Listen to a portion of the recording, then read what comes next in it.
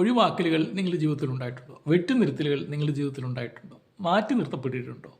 എല്ലാവിധ സാധ്യതകളും ഉണ്ടായിരുന്നിട്ടും നിങ്ങളെ പരിഗണിക്കാതിരുന്നിട്ടുണ്ടോ? ഉണ്ടെങ്കിൽ പേടിക്കണ്ട. നിങ്ങൾക്ക് മറ്റൊരു സഞ്ജു സാംസൺ ആകാം എന്നൊന്നും ഞാൻ പറയുന്നില്ല. സഞ്ജു സാംസൻ്റെ ജീവിതം നാം കേൾക്കുകയും കാണുകയും ചെയ്യുന്നത് കുറച്ച് ദിവസങ്ങളായി.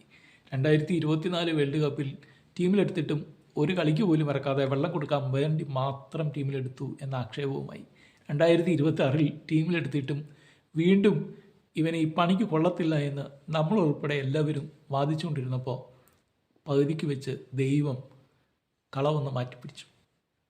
ദൈവം വിചാരിച്ചു സഞ്ജു സാംസൺ ജീവിതത്തിൽ പുതിയ അധ്യായങ്ങൾ എഴുതി ചേർത്തു. ജീവിതം ഇങ്ങനെയാണ്. വടക്കേന്ത്യൻ ഗോസായിമാർ മാത്രമല്ല, നമ്മുടെ കൂടെയുള്ള ഗോസായിമാരും നമ്മൾ ഇങ്ങനെയൊക്കെ തന്നെയായിരിക്കും പലപ്പോഴും കാണുന്നത്.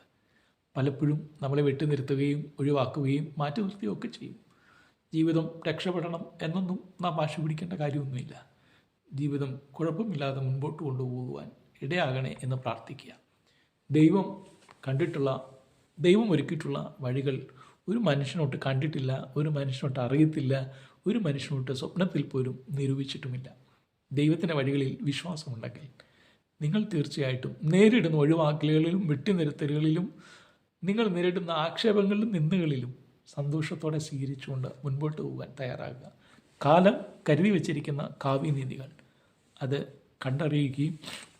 കൊണ്ടറിയുകയും ചെയ്യുന്ന ചില നിമിഷങ്ങളുണ്ട്. ദൈവത്തിൽ വിശ്വാസപൂർവ്വം പോവുക. നമ്മളെ ഉപദ്രവിച്ചവരോട് ക്ഷമിക്കുക, പ്രാർത്ഥിക്കുക. എല്ലാവർക്കും സഞ്ജു സാംസൺ ആകാൻ പറ്റത്തില്ലെങ്കിലും സഞ്ജു സാംസൺ ഒരു പ്രതീകം തന്നെയാണ്.